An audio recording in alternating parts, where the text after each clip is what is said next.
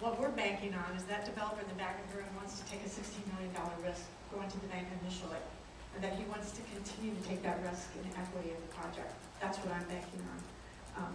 We're worried about paying the debt. This is how we get there, folks. I mean, I don't know how many different ways I can say that, how many different summaries I can give you. Somebody else talked about the magnitude of the city's investment, whether we break even in 33 or 32. You know, that's a whole year's difference, and we said that it could flow back and forth. We also mentioned that worried about this break-even point. If we don't have a project, we don't have to worry about break-even point, because it'll, believe me, that'll be outlive all of us here, I'm sure.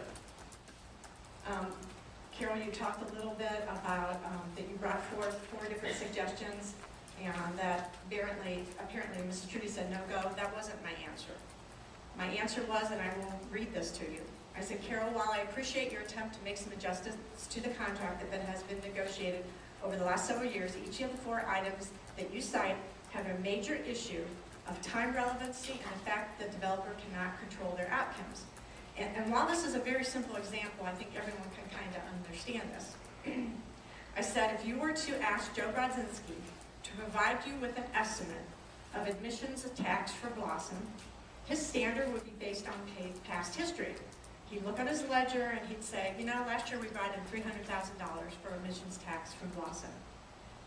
And then if you said to him, well, Joe, if they don't bring in $300,000 this year, anything under that, I want you to personally pay back every dollar of that. Joe's not going to agree to do that because of several things. He doesn't control who the entertainers are at Blossom. He doesn't control how they sell tickets or the amount of tickets. He doesn't control how they market it. So the same is true for the developer in this case in every one of those issues.